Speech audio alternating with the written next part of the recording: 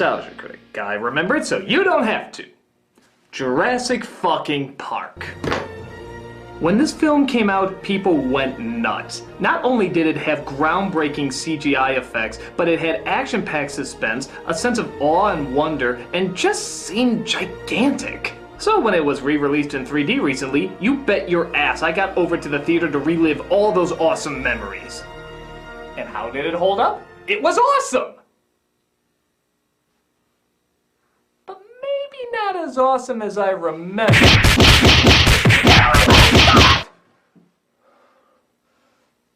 Look, I'm not saying it's a bad movie. Far from it. If anything, it's held up extraordinarily well. I'm just saying that while we were so blown away by how huge it was, we might have overlooked some problems that we either didn't see or chose to ignore. I know something like Jurassic Park 3 is worse, and trust me, we'll get to that train wreck in our time. But it's still an interesting journey looking back at something that was so groundbreaking and popular without the nostalgia goggles. So, let's take a look at an adventure 65 million years in the making, or 3. This is Jurassic Park. So we start out in Spielberg's favorite place to go in all of his movies, Spotlight Fetish Land. Yeah, I don't know if you've noticed, but this guy is obsessed with shining spotlights in your face as much as humanly possible. Every frame feels like a whimsical police interrogation. They try to transport one of the highly intelligent raptors via portal cube, when of course, something goes wrong.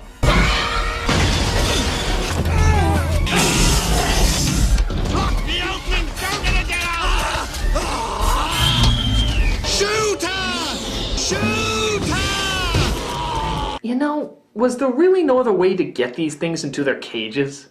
Brute force doesn't do much compared to common sense. I mean, look at the forklift. They could lift it just a little bit higher and boom, drop it in. Or tranquilizers, why not tranquilizers? Couldn't they just knock these things out and then slip them in that way? Or were the raptors too smart for that plan? Shoot her! Run away in comedic fashion. So they lose one of the workers in the attack as we cut to the prettiest, mullet-obsessed paleontologist to roam the Earth. They're led by Dr. Grant, played by I swear I'm not a New Zealander Sam Neill. Look at the half-moon shape. You want to have one of those? A flock of birds evading a predator. And Dr. Settler, his girl... fuck buddy, played by Laura Dern, who seems to always suffer from terminal mumbling. Imperfections in your skin. I'm mission compatible. Hey, Ellen, look at this. Small versions of Adam. Unpredictability. John, they're out there. Did she eat an ice cream scoop of peanut butter before coming to the set? Well, maybe dinosaurs have more in common with present-day birds than they do with reptiles. Look at the vertebrae, full of air sacs and hollows, just like a bird. And even the word raptor means bird of prey. Raptors were very aware of this when they were naming themselves. That doesn't look very scary. More like a 6-foot turkey. A turkey, huh? Oh, no. So he scares the little kid by showing him something he never thought he'd see on a hunt for dinosaur bones. A dinosaur bone! Ah! You want to have one of those? I don't want that kid, but a breed of child Dr. Grant could be intriguing. But their work is interrupted by John Hammond, who offers to fund their dig further if they offer outside opinion on his new park due to the loss of the worker earlier. I mean, let's face it, in your particular field, you're the top minds. Yes! You have no idea how computers work and you study ancient plant life. Clearly nobody would be more qualified. I like you. Both of you. I can tell instantly about people. It's a gift. Obviously, he took that into consideration when he hired this guy. Dennis Nedry, played by Wayne Knight before his heart decided he wanted to live, who we see is betraying John Hammond by handing over the dinosaur embryos to... evil dinosaur makers, I guess, in order to get more money. And you might notice one of the main problems with the first third of this movie. It focuses a great deal amount of time somehow hastily rushing a ton of exposition. On delivery, 50,000 more for each viable embryo. We are facing a $20 million lawsuit. There's a particular pebble in my shoe represents my investors. 7 o'clock tomorrow night on the East Dock. 48 hours from now, if they're not convinced, I'm not convinced. It says that they insist on outside opinion. But it's alright. To account for that, they make the characters' motivations and story arcs disgustingly simple. Even down to dressing them in Care Bear colors so you can easily remember which one is which. Which one's Grant? Oh, he's the one in blue. Which one's Hammond? Oh, he's the one in white. Which one's the a-hole everyone will fall in love with until they realize he's just gonna do that one note for the rest of his life until they want to dig their brains out with a fork because he's so goddamn irritating? That's the darkly dressed evil one known as Jeff Goldblum.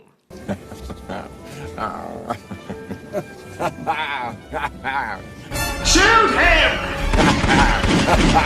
Shoot him!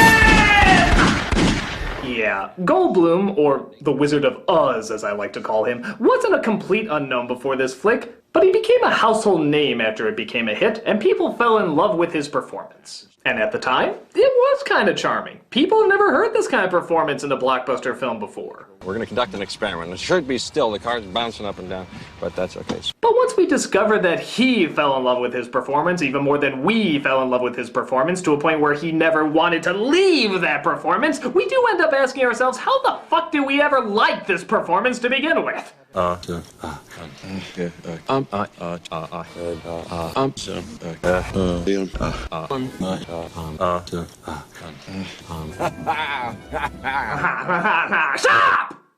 There it is. Good luck getting this theme song out of your head. It will be in your brain for weeks or till you're dead. The full 50 miles of perimeter fence are in place. And the concrete moats and the motion sensor tracking systems. Donald, dear boy, relax. The only thing we don't have is security in case a storm comes or the power goes out. But we have this guy for that. So we good. Spared no expense. I shut you down, John. In 48 hours, I'll be accepting your apologies. So they arrive at the star attraction, Laura Dern mugs for the trailer, and we get our first look at Gertie. It's a dinosaur. Welcome to Jurassic Park.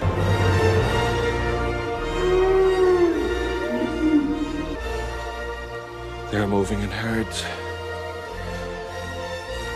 They do move in herds. Really? That's the big teardropper line? Kind of random, isn't it? I mean, is that kind of like looking out over the herd and saying, They eat their own shit. They do eat their own shit. Hammond takes them to the visitor center to show them how they're made. Apparently it was done through the miracle of cloning. One of the many illegal processes I'm sure went into making this place a reality. DNA strand, like me, is a blueprint for building a living thing. And sometimes... Oh, spotlight fetish. I don't care if I'm the only director in the world who has it. I will make you a star. 100 million years ago, there were mosquitoes, just like today. After biting a dinosaur, the mosquito would land on the branch of a tree and get stuck in the sap. The tree sap would get hard and become fossilized, just like a dinosaur bone, preserving the mosquito inside. Okay, even if you were to buy this half-baked science that even Donatello would call a little suspicious, what are the chances of finding tons of mosquitoes not only millions of years old, not only have bitten every popular dinosaur to be marketed, but also all happen to get stuck in tree sap? Did they all happen to be in the same nest during the great Sapalanche of Gajillion BC? Well, it took all day, but I think we bit every popular and most marketable dinosaur known to man. That's why I love binge drinking with you guys. Now let's rest our little tummies before we puke up whatever's left of them. Sapalanche! A Sapalanche is coming to destroy the town! Go get help. Oh, come on, man. I can't move. No, I can't move. You need to go and get help. Come on, I mean, I'm gonna die. You're gonna die. Do you want us to die? Do you want us to die right now? You want me to just explode if I move? I mean, is that what you want? Is that what you want from me? I mean, you want me to die? Fine. I'll go get help.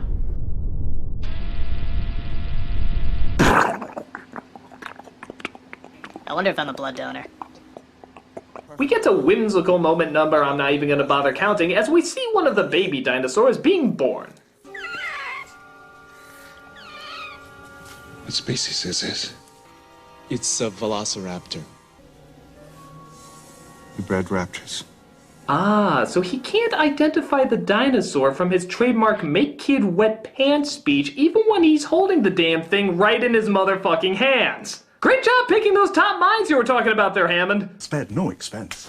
This brings us to the projector room, where I'm sure Spielberg is projecting right now with how much his spotlight fetish is being fueled. Oh, so backlit. Oh, so illuminating. Oh, I could hump the white outline that it makes on the side of their heads. Oh. We can charge anything we want, $2,000 a day, $10,000 a day, and people will pay it. This park was not built to cater only for the super rich. Everyone in the world has the right to enjoy these animals. Yeah, everyone should be allowed to fly their personal helicopters to their Hawaiian islands after getting storm insurance. We're looking after the little guy. But Goldblum, is not happy. You stood on the shoulders of geniuses to accomplish something as fast as you could, and before you even knew what you had, you patented it and packaged it and slapped it on a plastic lunchbox, and now you're selling it. You're going to sell it. Well, wow. That was an excellent argument against the Lost World. I mean, everything you said in there, I totally agree. You four are going to have a spot of company out in the park. Grandpa! Kids! Oh good, the appetizers arrived. Now we can start our tour with the latest and greatest in high-tech ingenuity. It's an interactive CD-ROM! Holy shit, it's packaged CD-ROM! Oh my god, tell me it doesn't have X-Wing! Tell me it doesn't have X-Wing! The appropriate information will be automatically selected. Welcome to Jurassic Park. What do they got in there, King Kong? Oh, come on, you could have worked in 3 more uhs into that sentence. What they got in there, King Kong? But sadly, the tour doesn't seem to be going very well, as none of the dinosaurs show up to be seen.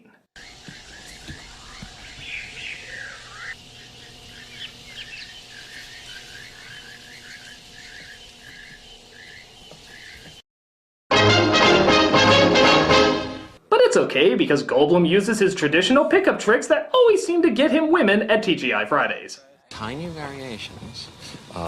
The orientation of the hairs on your hands. Hey, Ellen, look at this. The amount of blood descending your vessels, imperfections in the skin. Imperfections in the skin? Microscopic. My God, it's like the new NBC sitcom, Rambles and Mumbles.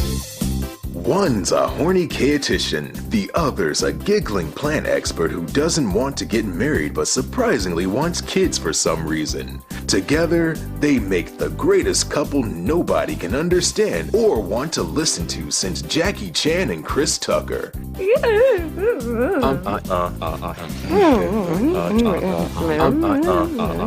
Rambles and Mumbles, coming soon to NBC.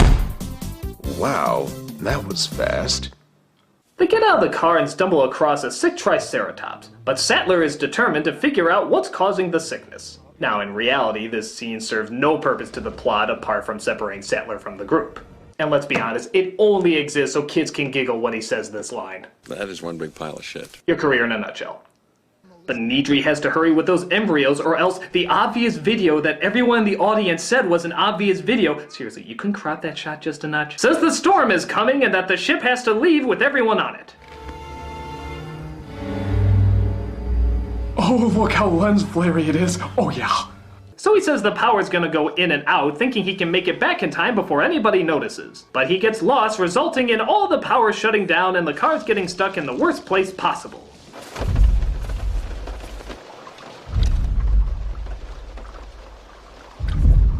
And this leads to easily the best character in the whole movie. The absolute star of the whole goddamn thing. I'm a motherfucking T-Rex! I'm a motherfucking T-Rex! It's a motherfucking T-Rex!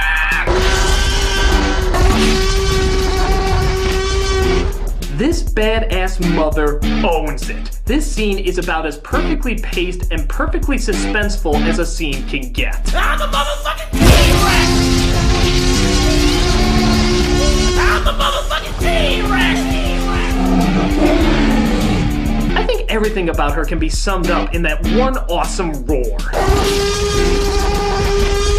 Oh god, I bet if you translated that roar, every single one would declare her ability of just owning this goddamn movie.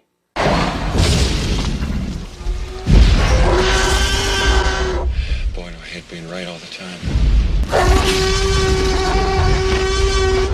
But things get real when Bulgy Eyes and young Ferris Bueller are being attacked.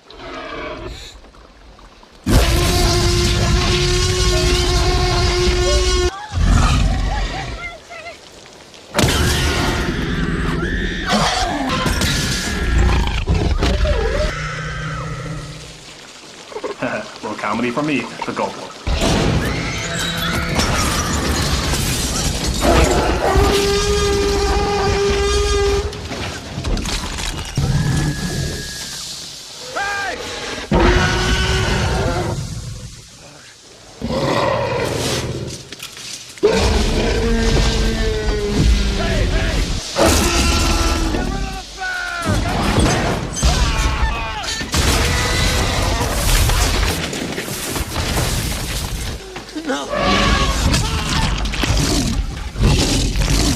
Yeah, what was the line that Hammond said earlier? In 48 hours, I'll be accepting your apology. I'm sorry I ever took you on as a client! Ah! Lawyer. Tastes like deep-rooted insecurity and bitterness. Grant gets bulgy eyes out, but young Ferris Bueller is still stuck in the car, and the T-Rex throws it over. I'm a motherfucking T-Rex!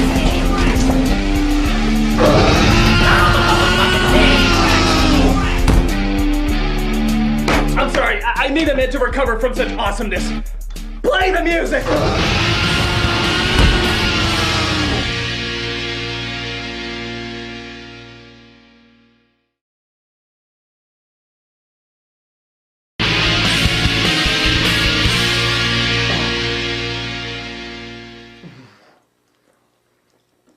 We do each other good, T-Rex. We do each other real good.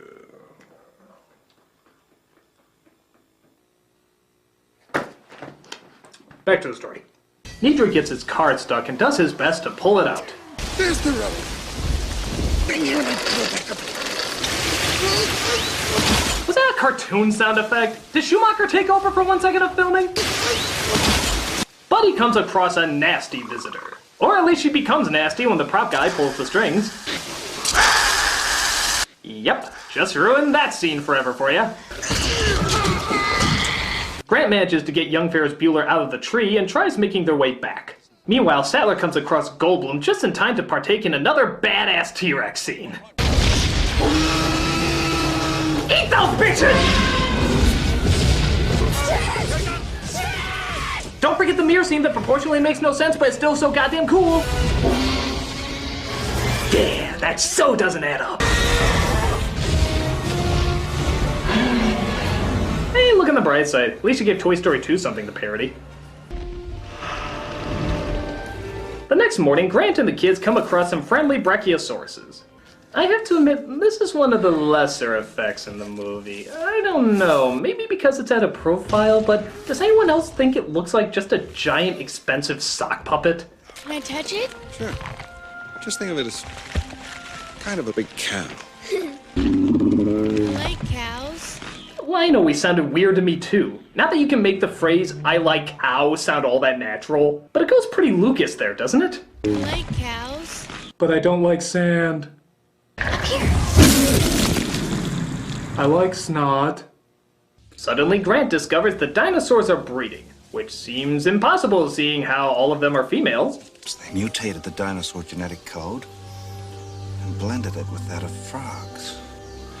Now, some West African frogs have been known to spontaneously change sex from male to female in a single-sex environment. Funny how this is common knowledge to me, and yet none of the highly paid scientists who put this together ever considered this a possibility. Spared no expense. But at least they did think of this possibility, a lysine contingency. Lysine contingency is intended to prevent the spread of the animals in case they ever get off the island. Dr. Wu inserted a gene that creates a single faulty enzyme in protein metabolism. The animals can't manufacture the amino acid lysine. Unless they're completely supplied with lysine by us, they slip into a coma and die. Oh, great. Why don't you do that? That is absolutely out of the question. Okay. Guess we can just add this to the grocery list of scenes that go nowhere in this movie. Yeah, really think about it. There's quite a few, aren't there? Hammond not showing up because his daughters get a divorce. Goldblum hitting on Sattler and her fuck buddy finding out. Digging through dino shit. The lysine. Those weird fucking goggles. What was the point of all those? Spared no expense. You spared purpose, though. Lots and lots of purpose. But I've had it with these motherfucking dinosaurs on this motherfucking island agrees to shut down the system and restart it. Oh, why don't I just shoot all my movies at a lighthouse? I can write that in somehow. It's on. It worked. do you mean it worked? Everything's still off. Well, maybe the shutdown tripped the circuit breakers. All we have to do is turn them back on. Where are the breakers? Maintenance shed, the other end of the compound. 3 minutes, I can have power back on the entire park. Well, now, look, just to be safe, I want everybody in the emergency bunker. Wait, did I just hear that right? You're sending the only computer guy on the island outside with the killer dinosaurs alone? Huh, can't see anything going wrong there. Something went wrong. I'm gonna go get the power back on. You can't just stroll down the road. Oh, you mean like the way you just let that guy stroll down the road? Oh yeah, the black dude can handle his own, but when the pretty white lady has to go, pff, hell no, suit up, it's too dangerous out there. Even Hammond can't bear to see her go where they easily toss the black guy. It ought to be me really going. Why? Well, I'm, and you're, Look, we can discuss sexism and survival situations when I get back. It is funny him confusing strength and gender, seeing how most of the things on the island trying to kill him have a vagina. So Sattler makes it to the building and turns on the power just as young Ferris Bueller is climbing the fence. I'm gonna count to 3. 1, 2. Tim! No, Tim! Well, at least we know what we're having for dinner. Oh, Timmy! Yes, thank God! Sattler, on the other hand, could be better. Mr. Arnold. Why did nobody tell me it wasn't just a stroll down the road? She gets out okay, but Velociraptor Dundee seems to have his own problems to deal with.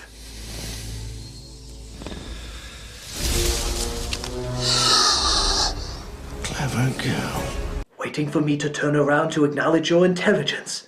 Clever, gloating, egotistical girl. Ah! Yep, if you haven't noticed, these things are damn smart. Even when Grant leaves the kids alone in a building with no locked doors. That's stupid.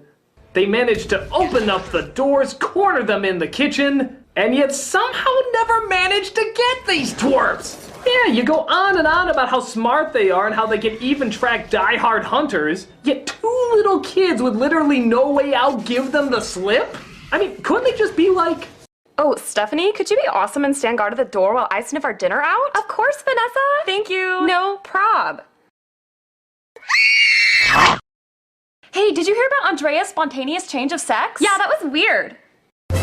So like I said, the kids get away and meet up with Grant and Sattler, who get them to the control room to turn everything back on, including the door locks. Which was kind of stupid, hooking up everyday door locks to their computer. Should have thought that one through. Spared no expense.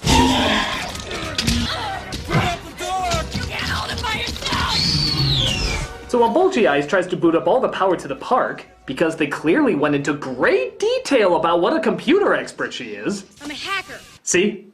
It's up to young Ferris Bueller to hand Sattler the gun. Hand Sattler the gun. The chair doesn't need a massage as much as Sattler needs the gun. Can't get it unless I move. Boys' assistants needed 2 steps fucking behind you. Boys' assistants needed 2 steps fucking behind you. Now well, they got the power back on, and at least they have more ammo they can use for later. It's gonna come through the glass. Or miss a whopping 4 times. What, are the Raptors agents from the Matrix? How the hell can you miss 4 times hitting a dinosaur? They climb aboard that thing the Flintstones eat at the end credits when it seems like they're cornered. How the hell could they get out of this one? T-Rex! T-Rex! God damn it, I love you, T-Rex! You are the most awesome goddamn thing! Even though it makes no sense how they couldn't hear you come in, even though your footsteps always make the ground shake, you just gave the most epic, awesome ending this movie deserved.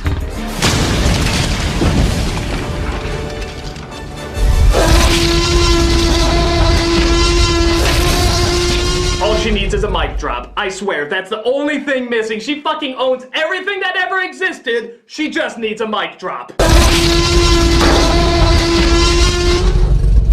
And thus, they all seem to make it out okay. Mammoths. Next time, definitely mammoths.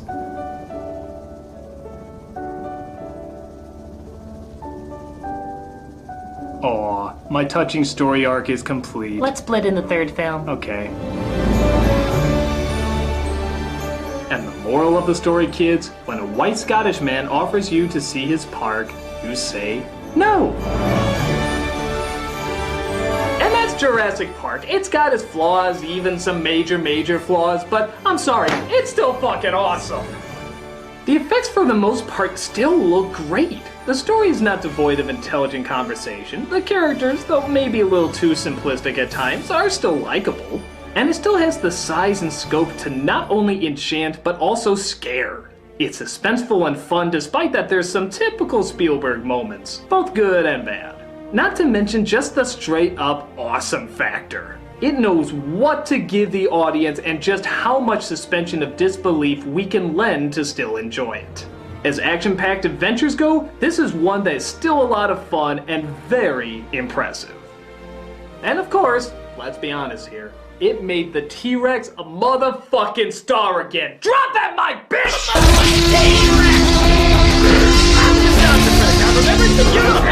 T-Rex! I'm a motherfucking T-Rex! I'm a motherfucking T-Rex! I'm a motherfucking T-Rex! I'm a motherfucking T-Rex!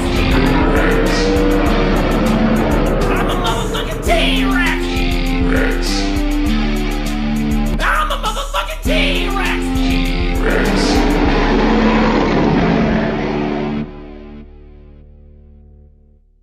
I'm a motherfucking T-Rex!